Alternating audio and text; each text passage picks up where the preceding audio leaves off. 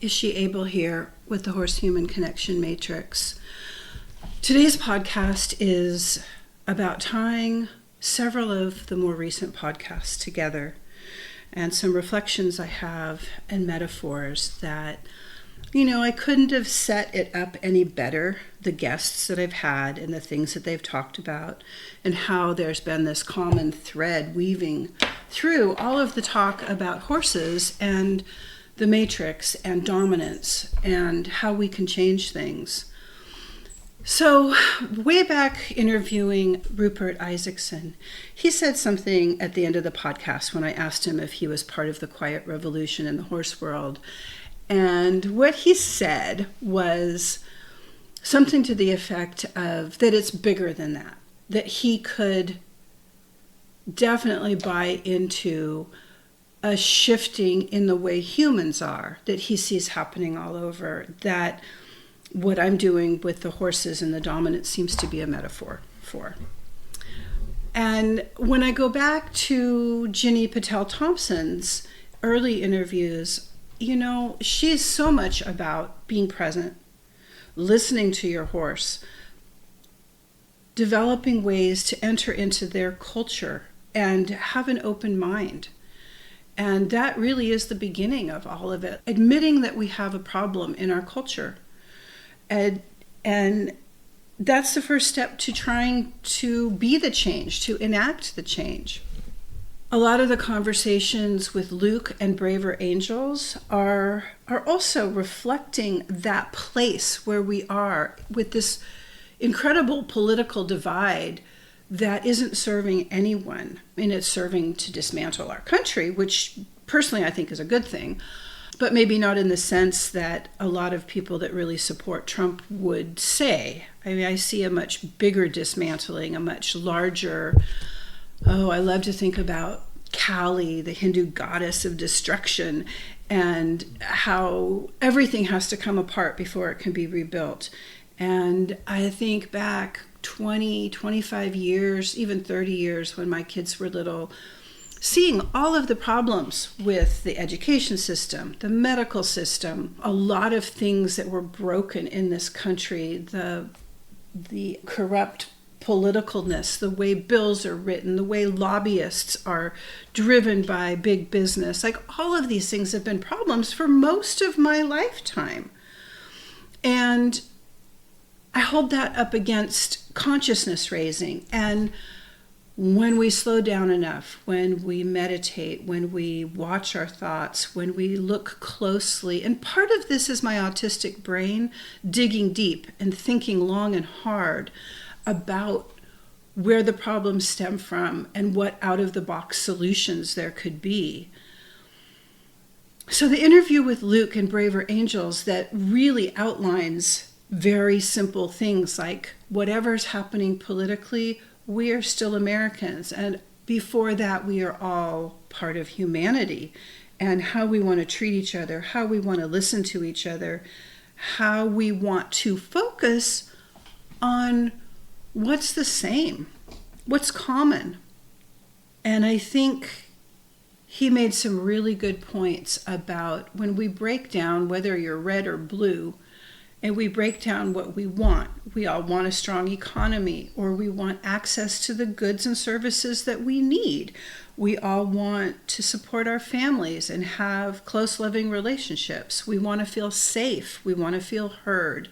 We want to feel like we have a structure in place that's bigger than us that we can rely on. I don't think anybody doesn't want those things. And yet, in the interview with Rupert, he outlines the culture in South African Bushmen that doesn't have a hierarchy, that doesn't have leaders, that relies on the shaman to go into the unseen world, to fix problems energetically between people when things get too sticky.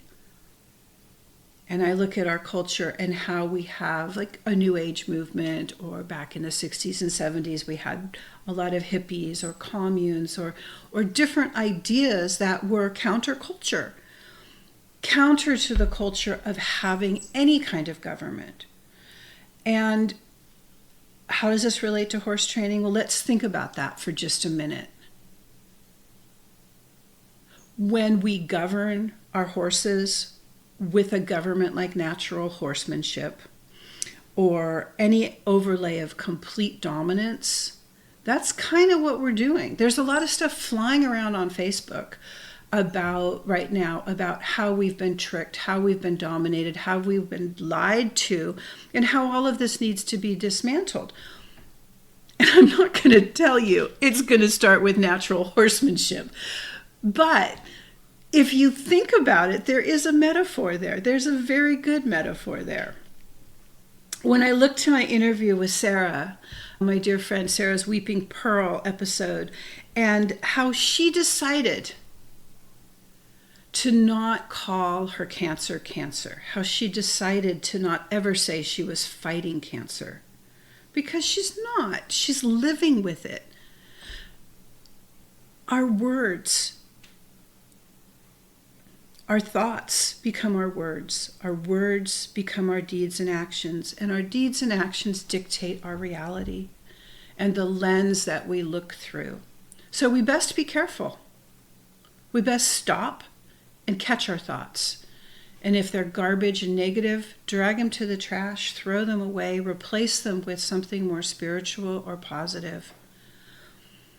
I so admire Sarah for all of the commentary and how she has mindfully navigated her dying.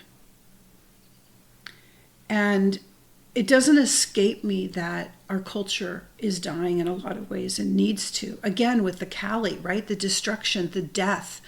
And out of that death comes rebirth.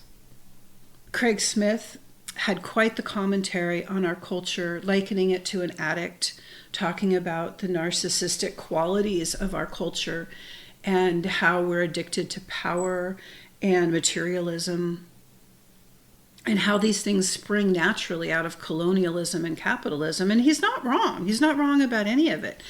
And I see how it fits, how this growing awareness, and I keep hearing these conversations, and Carissa quoted having one recently with friends about the colonialism. And I think that it's the conversation that Luke started about the polarity that people feel that has them looking for another answer, has them looking at things through a different lens, having them go back to like, where did this start? How did we get in so much trouble? There are all these things in our culture that people want to change. There are things about horse training that I want to change. And they're very similar. Pulling it together, interviewing Carissa after interviewing Craig, and what Kai had to say about our environment is so important. And there was such a great segue from a lot of Craig's talk about you can't understand an organism unless you understand its environment. It's so true. Like, I can apply that to so many things, right? I can apply it to myself and people I meet. I can apply it to how I interact with people in different environments, how other people interact in different environments, and where we come from as a base, what our childhood experiences are, how all of those conversations segued into like the narcissist view, the colonialism, and then mental health. As Carissa took us back through the history of mental health and the history of horse training and gave us context at those intersections, it really, oh my gosh, it gives so much context to my entire podcast, right? And I'm also so grateful, I wanted to interview her first when I first began the podcast, and she was so busy and had to really kind of think and evolve because she's such a great thinker, and I'm just so spontaneous. But I'm so grateful that it worked out, that her interview came when it did, after Ginny, after Rupert, after Luke, after Sarah, and after Craig, and after Kai, because all of those conversations are part of what she was talking about. And there's been such an interactive thread pulling through all of these interviews that I am absolutely amazed. It definitely feels like a God thing. And then we land with Amanda, who echoes a lot of Carissa's belief and offers new insights about moving forward that circle so nicely back to Rupert and Ginny's early conversations also about our need to slow down and listen, our need to challenge our beliefs, our need to challenge if our culture is appropriate in so many ways. And we're doing that with the quiet revolution in the horse world. We're doing that by challenging absolute dominance. We're doing that by wanting to offer horses more of a choice. We're doing that by coming into their culture and developing deep foundational relationships with them and listening to their wisdom. One of my very favorite books of all time is Ishmael by Daniel Quinn. I read it years ago, but it was a life-changing book. And it's a really weird kind of story about a talking ape in a hotel room. And the friend that recommended it kept saying to me, stay with it. Once you get a third of the way through, you'll want to finish it. It'll go quick. But it's kind of weird in the beginning. And she was right. But this book changed my life. And it helped that I also read Mutant Messages from Down Under for the second time as I was reading Ishmael. And what these two books told me is that the activities and the structure of our primitive cultures are going to be the saving grace of humanity.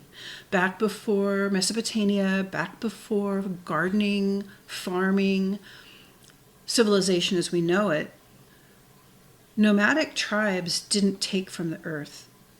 In Ishmael, he calls them takers and leavers.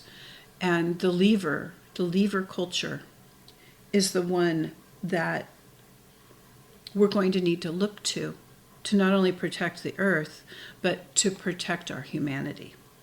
And Mutant Messages from Down Under is also a crazy story. The first time, it's a fictional book, but it's not. The first time I read it, I thought it was fiction.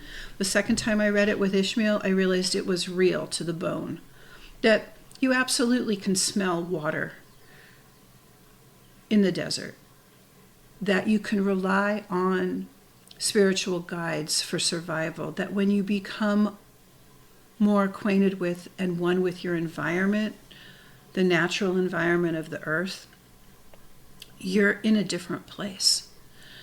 And I discovered that last spring, and I talk about being in right relationship, that episode, and eating the wild greens and then being able to find plants more easily.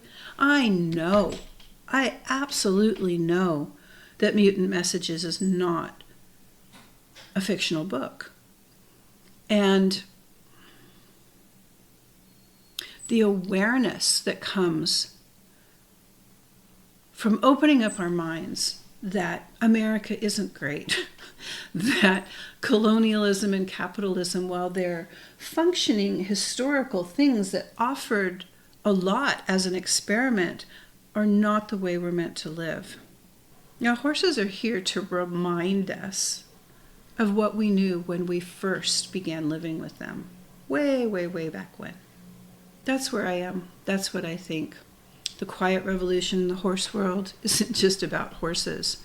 It's about humanity surviving.